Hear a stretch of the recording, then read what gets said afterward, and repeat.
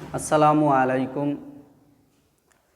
আমি মোহাম্মদ নিজামুদ্দিন, সহকারী শিক্ষক, Baramachhua United High Institution, Mathbaria, Pirojpur. শিক্ষার্থী বন্ধুরা, নিশ্চয়ই তোমরা ভালো আছো। বিগত দিনে আমরা সসীম ধারার 13.1 অধ্যায়ের অঙ্কগুলো করেছিলাম। আজকে আমরা সৃজনশীল অঙ্ক করব।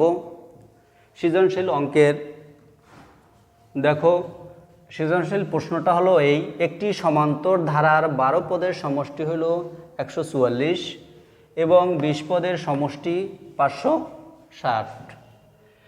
ক নাম্বার প্রশ্ন হলো তথ্যগুলো দুটি সমীকরণের মাধ্যমে প্রকাশ করো। আর খ নাম্বার প্রশ্ন হলো ধারাটির 6টি পদের সমষ্টি নির্ণয় করো। গ নাম্বার প্রশ্ন ধারাটির কততম পদ 378। তা আমরা ক নাম্বার শুরু করি। তথ্যগুলো দুটি সমীকরণের মাধ্যমে প্রকাশ করো। তা আমরা প্রথমেই লিখব মনে করি ধারাটির প্রথম পদ সমান হইল এ এবং সাধারণ অন্তর সমান হইল ডি। আমরা ধরে নিলাম কি ধারাটির প্রথম পদ এ এবং সাধারণ অন্তর কি ডি। তো এখন আমাদের বলা আছে যে 12 পদের সমষ্টি। তা আমরা কি জানি যে এন পদের প্রথম এন পদের সমষ্টি সমান সমান n/2 2a plus n-1 into D. অতএব 12 পদের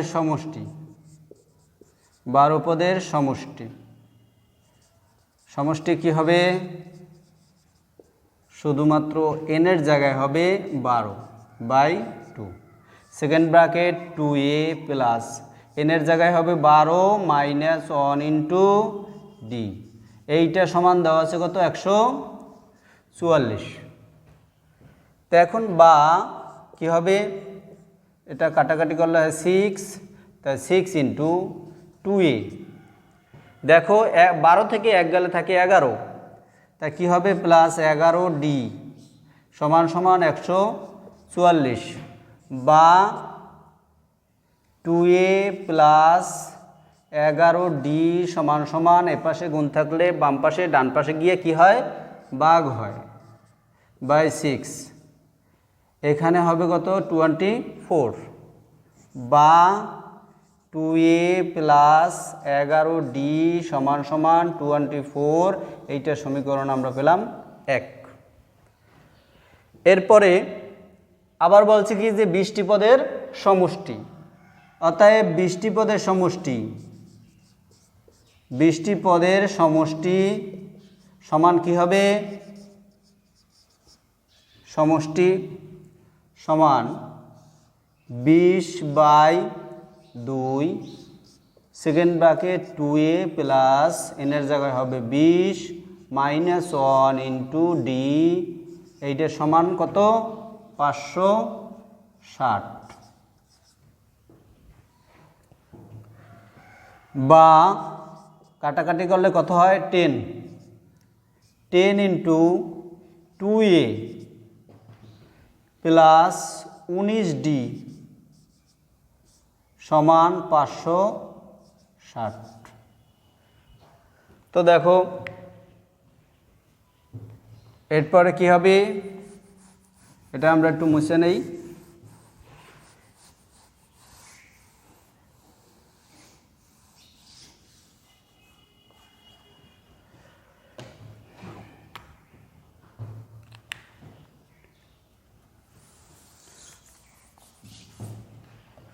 বা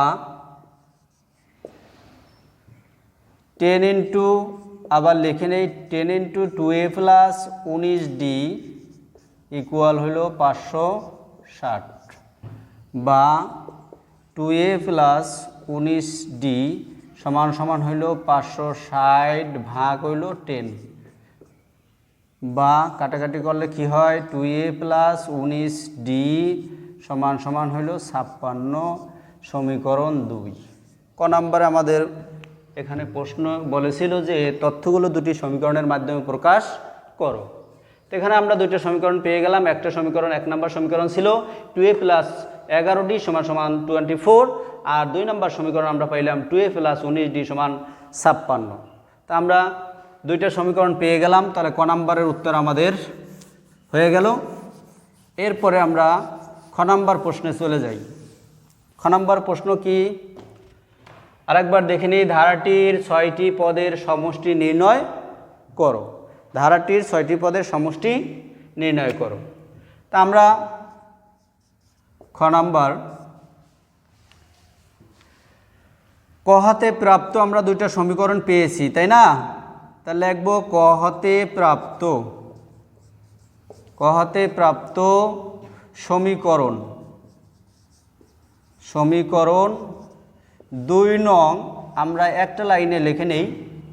2 নং হতে 1 নং বিয়োগ করে পাই, বিয়োগ করে পাই। আমরা এক লাইনে লিখে নিলাম বোঝার সুবিধার জন্য। তাই 2 নম্বর সমীকরণটা কি 2a প্লাস 19d সমান 560 নাকি 56, আর 2a প্লাস 11d সমান হইল 24।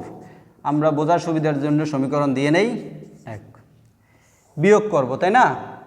শিক্ষার্থী বন্ধুরা, বিয়োগ করার ক্ষেত্রে আমাদের কি মনে রাখতে হয় যে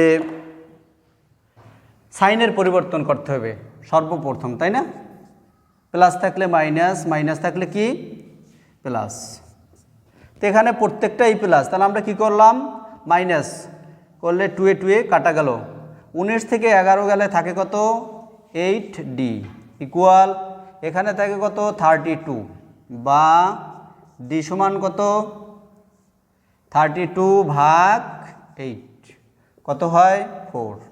তা d সমান কত পাবো আমরা 4। d এর মান আমরা পেয়ে গেলাম। d এর মান পাওয়ার পর আমরা এর মান বের করতে হলে আমাদেরকে 1 নং সমীকরণ অথবা 2 নং সমীকরণে d এর মান বসাইলেই আমরা এর মান পেয়ে যাব।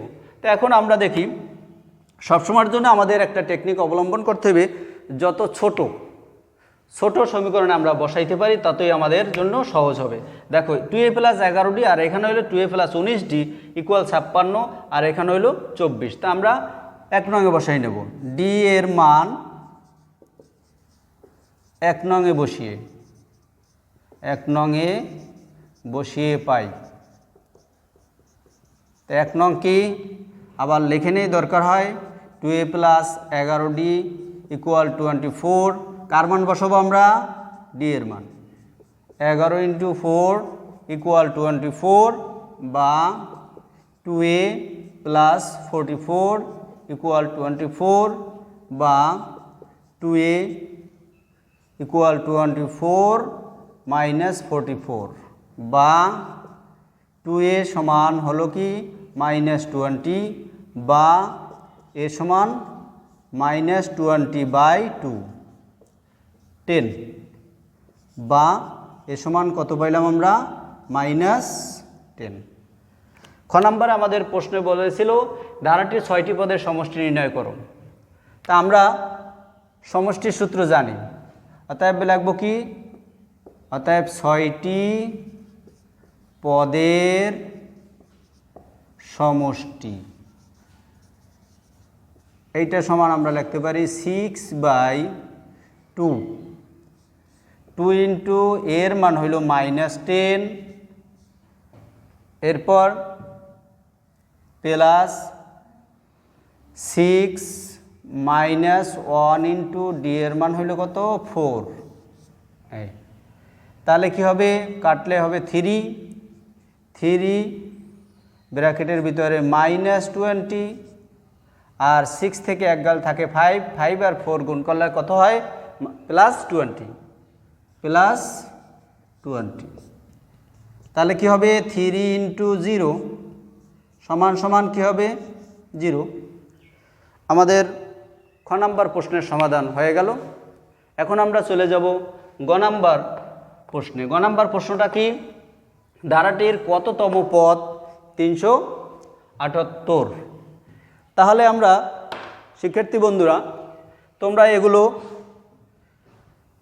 দেখার পাশাপাশি নোট করে রাখবে বোঝার সুবিধার্থে, যাতে তুমি পরবর্তীতে অনলাইন ক্লাস যখন তোমার ফোনে নেটে সমস্যা থাকবে তখন তুমি আবার নিজে নিজে অঙ্কটা দেখতে পারবে।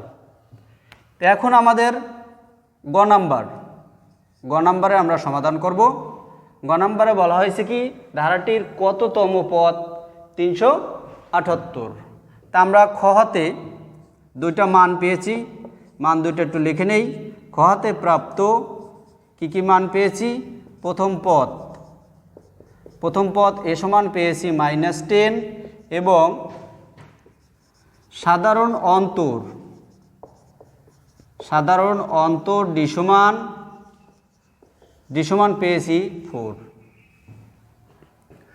তাহলে আমাদের এখানে বলছে যে কততম পদ 378। তাহলে ধরি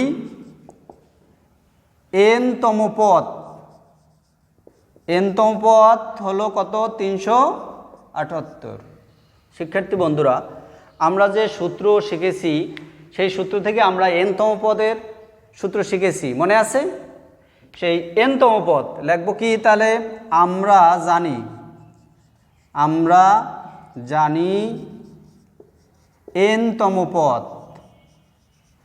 nতম পদ কত, a plus n minus 1 into টি।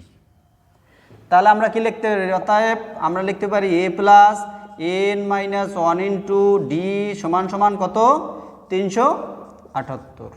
বা এর মান আমরা এই যে -10 আর plus n minus 1 into d এর মান হলো 4 ইকুয়াল 378।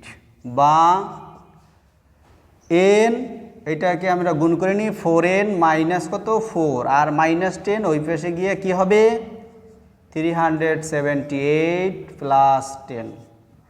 তাহলে কি লিখতে পারি, 4n মাইনাস 4 ইকুয়াল 388 বা 4n ইকুয়াল 388 প্লাস 4।